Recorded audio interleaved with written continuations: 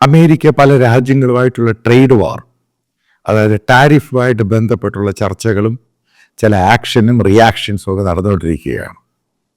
ഇപ്പം ചൈന തിരിച്ചുള്ള റിട്ടാലിയേറ്ററി മെഷേഴ്സായിട്ട് 10 മുതൽ 15% പല പ്രോഡക്റ്റിനും ടാരിഫ് ഏർപ്പെടുത്തി, അമേരിക്കൻ പ്രോഡക്റ്റ്.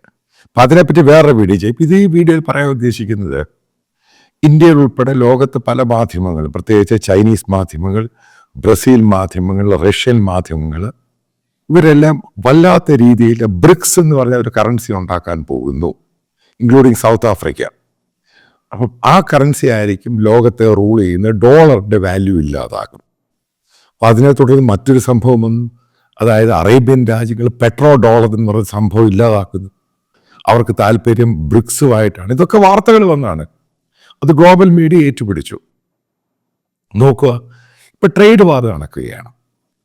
ഈ ഡോളറിനെ ഉപേക്ഷിക്കുന്ന ഒരൊറ്റ വാർത്ത പോലും വരുന്നില്ല. എന്താ കാര്യം? ട്രംപ് വളരെ കർക്കശമായിട്ട് പറഞ്ഞു, ഏത് രാജ്യമാണ് ഡോളറിനെ ഡീവാലുവേഷൻ നടത്താൻ ഉദ്ദേശിക്കുന്ന ആ രാജ്യത്തിനെതിരെ ടാരിഫ് 100% ഏർപ്പെടുത്തും. ഒറ്റ വാചകമേ പറഞ്ഞുള്ളൂ. മനസ്സിലാക്കോ? ഇൻക്ലൂഡിങ് ചൈന പോലും, റഷ്യ പോലും, ബ്രസീൽ നേരത്തെ പിന്മാറി, സൗത്ത് ആഫ്രിക്ക പോലും സൈലൻ്റായി പോയി. നേരത്തെ ഇതിൽ നിന്നും സൗദി അറേബ്യ, UAE വളരെ കൃത്യമായിട്ട് പറഞ്ഞു അവരങ്ങനൊരു ഉദ്യമത്തിന് തയ്യാറേ അല്ല. നോക്ക്, എത്ര രാജ്യങ്ങളാണ് ബ്രിക്സ് രാജ്യങ്ങൾ: Brazil, Russia, China, India, south Africa. 2024 കുറച്ചും കൂടെ രാജ്യങ്ങൾ വന്നു, പിന്നെ കുറച്ച് അധികം രാജ്യങ്ങൾ ബ്രിക്സിൽ ജോയിൻ ചെയ്യാൻ താല്പര്യം. എക്കണോമിക് ഇൻട്രസ്റ്റും ട്രേഡും സംഭവങ്ങളൊക്കെയാണ് ബ്രിക്സിൻ്റെ പ്രധാന ഉദ്ദേശം. ഞാൻ അന്നും പറഞ്ഞു, ഒരിക്കലും ഗവൺമെൻറ് ഓഫ് ഇന്ത്യ, അതായത് യൂണിയൻ ഗവൺമെൻറ്, ഈ പറയുന്ന ബ്രിക്സ് കറൻസി എൻ്റർടൈൻ ചെയ്യത്തില്ല. കാരണം ഇത് ചൈനയുടെ കയ്യിലോട്ട് പോവുകയാണ് ഈ കറൻസി. ചൈനയ്ക്ക് ഇത് ഭയങ്കര മൊണോപ്പൊളി കയറി വരിക. കാരണം ഇന്ത്യക്ക് അതിനകത്ത് വലിയ സ്വാധീനമൊന്നും ചെലുത്താൻ പറ്റത്തില്ല. പിന്നെ ഇത് ആരുടെയായിരുന്നു ഗെയിം പ്ലാൻ? അതായത് ചൈന വളരെ വർഷങ്ങൾ കൊണ്ട് നടത്തിയ ഒരു ഗെയിം പ്ലാൻ ആയിരുന്നു ബ്രിക്സ് കറൻസി എന്ന് പറയുന്നത്. അതിനുവേണ്ടിയാണ് ഇന്ത്യയും റഷ്യയും സൗത്ത് ആഫ്രിക്കയും ബ്രസീലുമായിട്ട് കൊണ്ടുവന്നത്.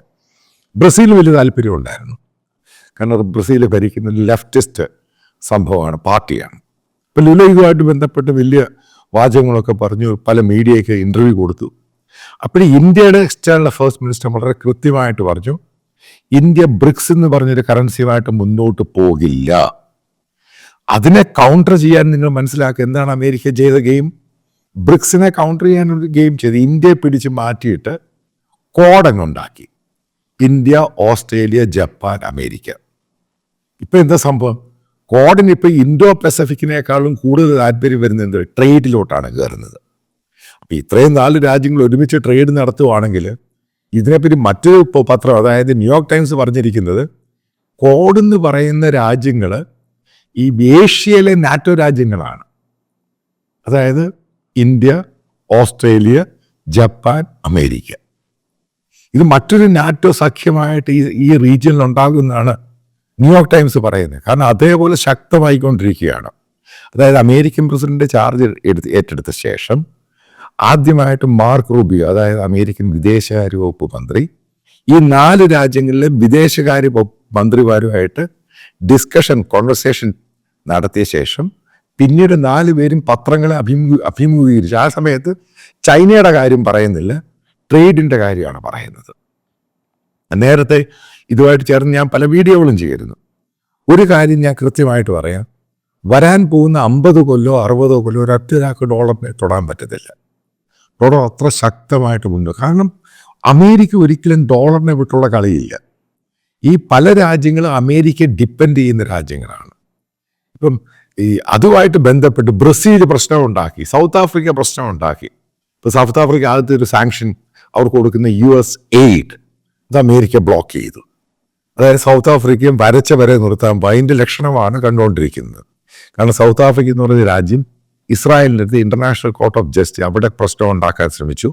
കാരണം പല അമേരിക്കൻ താല്പര്യങ്ങളെ, അമേരിക്കയുടെ ഇൻട്രസ്റ്റിനെ അവർ എതിർക്കാൻ ശ്രമിച്ചു.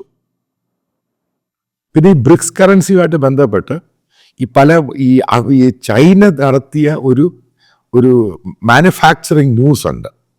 കാരണം ഇതെന്ന് പറയുന്നത്, ഈ ഉണ്ടാകുന്ന ബ്രിക്സ് എന്ന് പറയുന്നത് യൂറോയെക്കാളും ഡോളറിനേക്കാളും മുകളിലായിരിക്കും. ഒരു കാര്യം പറയാം, യൂറോപ്പ് ഒരു കാരണവശാലും ഈ ബ്രിക്സ് അക്സെപ്റ്റ് ചെയ്യത്തില്ല. കാരണം അവർക്ക് യൂറോ കറൻസി ഉണ്ട്. പിന്നെ ഏത് രാജ്യം അക്സെപ്റ്റ് ചെയ്യുന്ന ഈ സംഭവം? ഇതാണ് കാരണം പ്രധാനപ്പെട്ട അറേബ്യൻ രാജ്യങ്ങളായ സൗദി അറേബ്യ, UAE, അവിടെ ചിലപ്പോൾ ഇറാൻ അക്സെപ്റ്റ് ചെയ്തേക്കും, അല്ലെങ്കിൽ യമൻ അക്സെപ്റ്റ് ചെയ്യും. ഞാനീ പറയുക സംഭവം, അല്ലാതെ ഏത് രാജ്യങ്ങളും ഇത് അക്സെപ്റ്റ് ചെയ്യുന്നത്? ഇതാരും അക്സെപ്റ്റ് ചെയ്യുന്ന കാര്യമൊന്നുമില്ല. ചിലപ്പോൾ ചെറിയ ഈ ആഫ്രിക്കൻ രാജ്യങ്ങൾ അക്സെപ്റ്റ് ചെയ്യാൻ സാധ്യതയുണ്ട്. ചില ലാറ്റിൻ അമേരിക്ക ചെറിയ രാജ്യങ്ങൾ, ഈ ചെറിയ രാജ്യങ്ങൾ ഇത് അക്സെപ്റ്റ് ചെയ്തുകൊണ്ട് ഈ സാധനം ഇത് ഡോമിനേറ്റ് ചെയ്യാനൊന്നും പറ്റത്തൊന്നുമില്ല. പിന്നെ ഈ ചൈന ഇത് ഇനിഷ്യേറ്റ് ചെയ്ത് മുന്നോട്ട് കൊണ്ടുവരികയാണെങ്കിൽ ചൈന എന്ന് പറഞ്ഞ രാജ്യത്തെ എല്ലാവരും കൂടെ ചേർത്തങ്ങ് ഒതുക്കും. അപ്പോൾ അതൊരിക്കലും ചൈന അക്സെപ്റ്റ് ചെയ്യുക. കാരണം ചൈനയ്ക്ക് താല്പര്യമുണ്ട്, കാരണം റഷ്യക്ക് താല്പര്യമുണ്ട്. കാരണം ഉക്രൈൻ വാറുമായിട്ട് ബന്ധപ്പെട്ട് റഷ്യക്കുമെതിരെ സാങ്ഷൻ വന്നു കഴിയുമ്പം റൂബിളിൻ്റെ വില ഭയങ്കരമായിട്ട് ഇടിഞ്ഞു. അതിനുശേഷം വീണ്ടും ഇടിഞ്ഞു. അങ്ങനെ റൂബിളുമായിട്ട് ബന്ധപ്പെട്ട് അത് വലിയ രീതിയിലുള്ള അതിൻ്റെ കറൻസി ഡീവാലുവേഷൻ നടക്കി. 27 to 28% ആ കറൻസി താഴെ പോയത്. അതോടുകൂടി അവിടുത്തെ ബാങ്കിങ് കഷ്ടമായി. അത് പല രാജ്യങ്ങളും സാങ്ഷൻ ഏർപ്പെടുത്തിയതിൻ്റെ പേരിൽ വീണ്ടും വളരെ കൃത്യമായിട്ട് പറയാം, ഡോളറിനെ തൊടാനൊന്നും പറ്റത്തുമില്ല. ഇവിടെ കുറച്ച് ആൾക്കാർ കിടന്ന് ബഹളം ഉണ്ടാക്കി സോഷ്യൽ മീഡിയയിലും പത്രങ്ങളിലും ഒക്കെ, ഡോളർ മാറിയിട്ട് ബ്രിക്സിൻ്റെ കറൻസി വരുന്നു. നിങ്ങൾ ആദ്യം തലകൊണ്ട് ചിന്തിക്കുക, ബ്രിക്സിൻ്റെ കറൻസി വന്നു കഴിഞ്ഞാൽ ആരായിരിക്കും ഡോളർ ഏറ്റവും കൂടുതൽ? ഇന്ത്യക്കാൾ ഏറ്റവും കൂടുതൽ ട്രേഡ് ചെയ്യുന്ന ചൈനയ്ക്കാണ് കൂടുതൽ താല്പര്യം വരുന്നത്. ഇപ്പം ഇന്ത്യ അതിൻ്റെ അത് ഒതുക്ക് ഇന്ത്യയെ മാത്രമല്ല അമേരിക്ക ഒതുക്കുന്നതിൻ്റെ കൂടെ ഇന്ത്യയെ പൂർണ്ണമായിട്ട് സൈഡ് ലൈൻ ചെയ്യാൻ വേണ്ടി ചെയ്യുക. ഇവിടെയാണ് അമേരിക്കൻ ഗെയിം കൊണ്ടുവന്ന് ഇന്ത്യയെ മറ്റൊരു മാനുഫാക്ചറിങ് ഹബ്ബായിട്ട് ചൈനയെ കൗണ്ടർ ചെയ്യണം. അത് ഈ കോഡെന്ന് പറഞ്ഞതിൻ്റെ ഒത്തിരി ഉദ്ദേശത്തോടു കൂടിയാണ് അമേരിക്ക ചെയ്തിരിക്കുന്നത്. അത് ചൈനയ്ക്കെതിരെയാണ് ചെയ്തിരിക്കുന്നത്. ഇതിനെ ഒതുക്കാൻ വേണ്ടിയാണ് ഈ പറയുന്ന ബ്രിക്സ് എന്ന് പറയുന്ന സാധനം പെട്ടെന്ന് വലിയ സംഭവമായി മാറുന്നു. മറ്റുള്ള രാജ്യങ്ങളെ കൂടെ ഉൾപ്പെടുത്താൻ ശ്രമിക്കുന്നു. കൃത്യമായിട്ട് വീണ്ടും ആവർത്തിച്ച് പറയാം, ഡോളറിനെ തൊടാനൊന്നും ഇന്ത്യ ഗവൺമെൻറ് പോലും സമ്മതം. കാരണം ഇന്ത്യയുടെ ഏറ്റവും വലിയ ട്രേഡ് എന്ന് പറഞ്ഞ US-ഉമായിട്ടാണ്. കാരണം ലിബറലൈസേഷൻ ഇന്ത്യ ഏറ്റവും കൂടുതൽ ഡിപ്പെൻഡ് ചെയ്യുന്ന ഇന്ത്യയുടെ റിസർവ് കറൻസി എന്ന് പറയുന്നത് ഡോളർ. ഇത് മാറ്റിയിട്ട് ബ്രിക്സിലോട്ട് പോയി ഇന്ത്യയുടെ സ്ഥിതി ഒന്ന് ആലോചിച്ച് നോക്കി. അത് കഴിഞ്ഞ് നമ്മുടെ തല ആർക്ക വെച്ച് കൊടുക്കും? ചൈനയുടെ കയ്യിൽ. ഇന്ത്യക്ക് ഒരു കാരണവശാലും ചൈന എന്ന് പറഞ്ഞ രാജ്യത്തെ വിശ്വസിക്കാൻ സാധിക്കില്ല. ഇപ്പോഴത്തെ ജിയോ പൊളിറ്റിക്സുമായിട്ട് ബന്ധപ്പെട്ട് റഷ്യയുമായിട്ട് വലിയ സൗഹൃദമായി.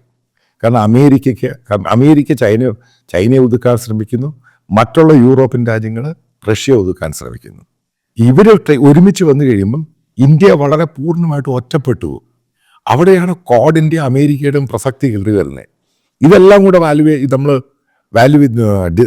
നോക്കുവാണെങ്കിൽ ഓരോന്ന് പോയിന്റ് നോക്കുവാണെങ്കിൽ ഈ സംഭവങ്ങൾ ഡോളറൊന്നും ഒരു കാരണവശാലും ഇടിയാൻ പോകുന്നില്ല. ഇപ്പം അതിൻ്റെ റീസൺ ഇതൊക്കെ തന്നെയാണ്. ഇതിന് ഒരു കാരണവശാലും ഇന്ത്യ ഗവൺമെൻറ്റും അംഗീകരിക്കത്തില്ല. കാരണം ഒരു കാരണവശാലും ഇന്ത്യക്ക് റിലയബിൾ ആയിട്ടുള്ള ഒരു ട്രേഡ് പാർട്ട്ണറോ നെയ്ബറോ ഒന്നുമല്ല ചൈന. ഈ റഷ്യയാണെങ്കിൽ തന്നെ ഇപ്പോഴത്തെ ഒരു സ്റ്റാൻഡ് അനുസരിച്ച് അവരോട് മുന്നോട്ട് പോകാനുള്ള പോസിബിൾ ചാൻസും കുറവാണ്. ഈ സൗത്ത് ആഫ്രിക്കയ്ക്കാണ് വലിയ റോളുമില്ല. ബ്രസീലാണെങ്കിൽ മറ്റൊരു കോണ്ടിനെൻറ്റിലാണ്. ഈ പറയുന്ന പ്രാധാന്യം ഇന്ന് ബ്രസീലും ഇന്ത്യയും തമ്മിൽ ഉണ്ടാകാനുള്ള സാഹചര്യമില്ല. ഇതെല്ലാം കൂടെ കണക്ക് കൂട്ടി നോക്കുകയാണെങ്കിൽ ഡോളർ ശക്തമായിട്ട് തന്നെ മുന്നോട്ട് പോകും. പ്രത്യേകിച്ച് പെട്രോൾ ഡോളർ എന്ന് പറഞ്ഞ ചില വിഡ്ഢിത്തരമൊക്കെ അടിച്ചിറക്കി ചില ഇവിടുത്തെ മാധ്യമങ്ങൾ തന്നെ പെട്രോൾ ഡോളർ തിന്നിക്കും. ഇനി സൗദി അറേബ്യ ചുമ്മാ സോഷ്യൽ മീഡിയ വന്നൊരു ഫേക്ക് ന്യൂസാണ്. അതുമായിട്ട് ബന്ധപ്പെട്ട സൗദി ഗവൺമെൻറ് UAE ഒരു വാക്ക് പോലും മിണ്ടിയില്ല. കാരണം എന്തുവാ സാർ, അങ്ങനൊരു സംഭവം ഉണ്ടാകാനേ പോകുന്നില്ല. ഇതാണ് അതിൻ്റെ കാരണം.